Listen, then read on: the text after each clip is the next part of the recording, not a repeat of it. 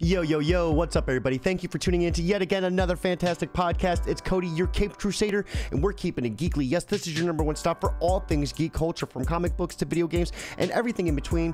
And man, oh man, am I excited, because not only do we have some awesome news right off the press, but we have some DC comics to hold you over until New Comic Book Day, which of course is tomorrow. So without further hesitation, let's go ahead and dive right in. And it looks like first things first, the PlayStation 5 Pro was just announced. So it looks like in a brand new YouTube video by Red Gaming Tech, Sony is aiming to release the PlayStation 5 by the end of 2023, but also maybe looking at dropping it 2024. It also looks like there will be bringing in a 2.5 performance in the ray tracing, and it'll be better suited for gaming with the upcoming PlayStation VR 2.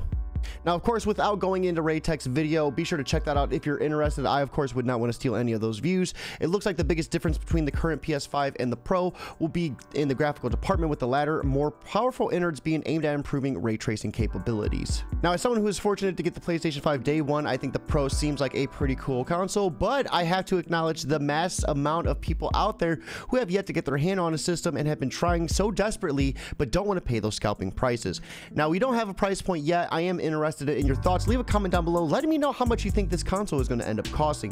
Now, with that being said, let's move on to our next piece of news, and it looks like Marvel's Avengers is reportedly getting ready to drop their next character. Now, this report is coming from an account named Miller on Twitter. It looks like the next character is going to be Jane Foster, whose release is going to coincide with Thor's Love and Thunder marketing campaign for some good promotional synergy. Now, adding to this, it looks like Miller also provided an update on She-Hulk's character, and it looks like it was pushed to give room for Jane Foster in order to make more of marketing synergy. Now, of course, take this with a grain of salt, but it looks like neither Crystal Dynamics nor Square Enix or any individual with any connection to the game have made any comment on any of this news. Now, being someone who's played Marvel Avengers on the day of launch and the DLC as well, I was not too impressed with the story or the gameplay, so I don't think I'll be touching this DLC, but let me know your thoughts in the comment if you will be, and if you're upset that they chose Jane Foster over She-Hulk. Now, with that being said, we're going to be moving on to our last piece of news, and it looks like Disney Mirrorverse finally gets a release date for its game. Now, this brand new upcoming mobile RPG game developed by Kabam just dropped a brand new trailer today showcasing 3 of its characters known as Guardians that will be in the game teaming up in battles. It looks like interested individuals can pre-register Disney Mirrorverse today to collect exclusive rewards at launch and stand strong against sinister fractured forces, coming to the mobile on June 23rd, with registration happening on its website. Now, Disney Mirrorverse is looking to add more than just Disney and Pixar characters to its rosters, but you're going to have to check out the game as it further develops to learn who those characters will be. Now, that being said, that does wrap up this week in Geek, but stay tuned. We got those fresh polls coming right out the oven, and we're going to be starting off fresh with Titans United issue number 7, written by Kevin Scott with art being done by Jose Luis. Final stand begins with Superboy Prime turning on Blackfire with none other than Starfire stopping him. A Citadel invasion has entered Earth Prime solar system, but there's no proof that Blackfire actually did this, and Starfire is adamant on the fact that we should give her a chance to explain herself. Before Superboy Prime can land a crushing blow on Blackfire, he decides to pull his punch and hand her over. We find the group then listening to Blackfire's story. She was looking to annex the Earth to be used as the first line of defense to give the Temerian forces enough time to survive the Citadel attack. Suddenly, the Citadel fleet begins transmitting a signal that begins activating Cadmus sleeper agents all over the world, causing these crazy meltdowns. Now, while Superboy Prime and Nightwing head off to the deserted Cadmus facility beneath Metropolis to find out how many sleeper agents there are, we find the rest of the team trying to combat the ones they found. Nightwing is up against encryption stronger than the Batcaves, while Superboy Prime is getting overwhelmed, but that's when no other than Blackfire steps in to help. Now, Titans United issue number 7 was an awesome way to end this run. I felt that Scott did a fantastic job with not only Superboy Prime, but the Teen Titans as well. Be sure to check this book out because it does not end the way you think it's going to. Now, with that being said, we're going to be moving on to another favorite of mine this week, which is going to be Nightwing issue number 90, written by Tom Taylor with art being done by Gerardo Borges.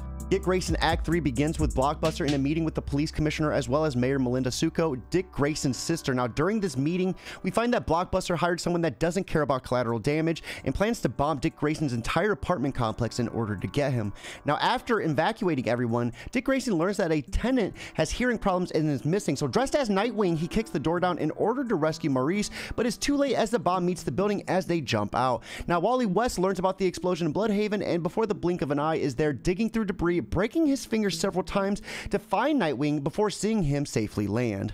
The stakes are growing even higher as the person out to kill Dick Grayson is now willing to kill others. Without even being given a chance to dispute, we see Wally grab Nightwing and run him to his place in Keystone City in order to give him a safe place to rest his head. While suspicions begin to rise about Melinda, we see Blockbuster's latest recruitment taking even more extreme measures as he kidnaps Barbara Gordon, leading to a blast from the past for Nightwing.